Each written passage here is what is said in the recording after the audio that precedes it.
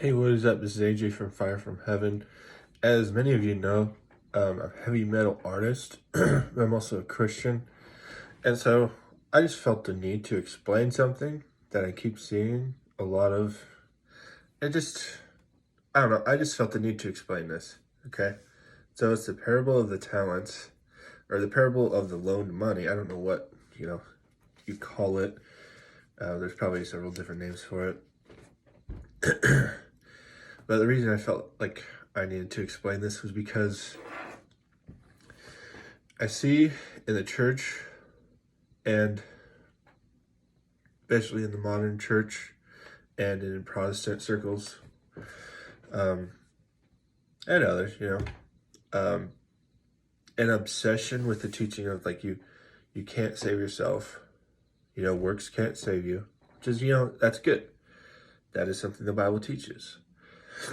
But in an attempt to teach that, they've almost, like stamped it into our minds that works are bad, and they're not. So I want to explain this verse because I feel like it's a good one to look at. So this parable can be found in Matthew 25, 14 is where it starts. Again, it will be like a man going on a journey who called his servants and entrusted his wealth to them. I think in context, he's explaining, what the kingdom will be like. Because, it starts with, again, it will be like a man going on, it'll be like this. So, on a journey, who called his servants and entrusted his wealth to them. To one he gave 5 bags of gold, to another 2 bags, and to another 1 bag, each according to his ability. Then he went on his journey. So this is this teaches great principles, for how we treat our money, right? As we'll get further into it. But it's not just talking about money. And really what the gift it's talking about is his salvation. At least when I'm reading this, it's, the master, is obviously God, Jesus, giving to us his free gift of salvation, something we can't earn, right? No works can earn that. Now, with that in mind, we'll continue reading. Where did I leave off? The man who had received 5 bags of gold went at once and put his money to work and gained 5 bags more. So also the one with 2 bags of gold gained 2 more. But the man who had received 1 bag went off, dug a hole in the ground, and hid his master's money. After a long time, the master of those servants returned and settled accounts with them. The man who had received 5 bags of gold brought the other 5. Master, he said, you entrusted me with 5 bags of gold. See, I have gained 5 more. His master replied, well done, good and faithful servant. You have been faithful with a few things. I will put you in charge of many things. Come and share your master's happiness. The man with 2 bags of gold also came. Master, he said, you entrusted me with 2 bags of gold. See, I have gained 2 more. His master replied, well done, good and faithful servant. You have been faithful with a few things. I will put you in charge of many things. Come and share your master's happiness. Then the man who had received 1 bag of gold came. Master, he said, I knew that you are a hard man, harvesting where you have not sown and gathering where you have not scattered seed. So I was afraid and went out and hid your gold in the ground. See, here is what belongs to you. His master replied, you wicked, lazy servant. So you knew that I harvest where I have not sown and gather where I have not scattered seed. Well then, you should have put my money on deposit with the bankers so that when I returned, I would have received it back with interest.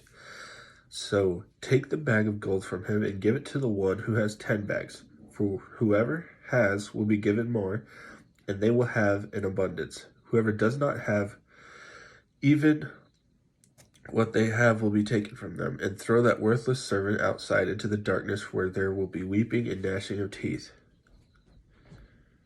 Okay, what does like that represent? Obviously, the servant being thrown into hell. the thing is, they were all given a gift. It was a servant that didn't do anything with his gift. That's where works come in, and that's what's frustrating about just this in a desire to do a good thing. A lot of teaching and preaching have made works out to be a horrible thing.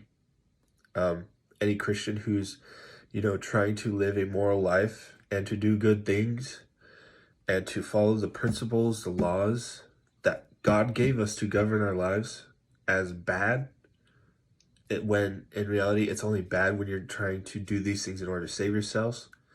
And Christianity teaches that works cannot save you. It does not teach that works are bad. It does not teach that works don't have a place in the Christian life, because they do. We are called to work. That was the very first thing that God told Adam. He's like, you have a job to do, bro. You're going to work. That was before the fall, too. So it wasn't something that came after the fall that was a bad thing. It was in God's ideal creation. So, I just felt the need to explain that. Works are not bad. It is not bad to want to do good things. It's not bad. You've been given the gift of salvation freely. Yes, you can't earn that. Nothing you can do can earn that. But what are you going to do with it is the question. What are you going to do with that gift? Are you going to bury it like the lazy servant and do nothing with it? Or are you going to make it more? You're going to turn it into more. You're going to do more with that. We are called to do something with the gifts we are given. We are not given them to just let them sit idly and to bury them in the ground. You're going to be told, you lazy, wicked servant, if you do that.